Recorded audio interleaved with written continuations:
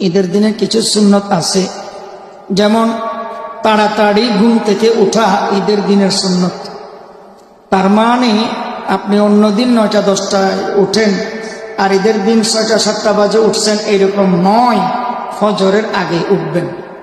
তাড়াতাড়ি ঘুম থেকে উঠা ঈদের দিনের সুন্নত। এবং মেসওয়াক করা সুন্নত, গোসল করা সুন্নত।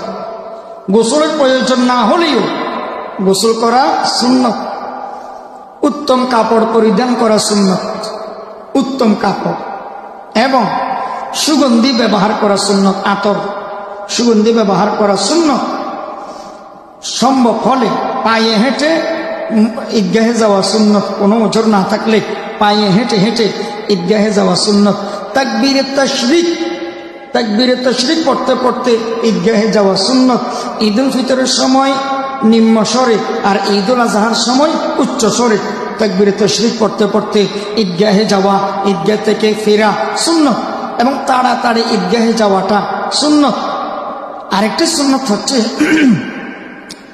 এই ঈদুল ফিতরের দিন কোনো মিষ্টি জাতীয় জিনিস, মিষ্টান্ন জিনিস খেয়ে ঈদগাহে যাওয়া সুন্নত।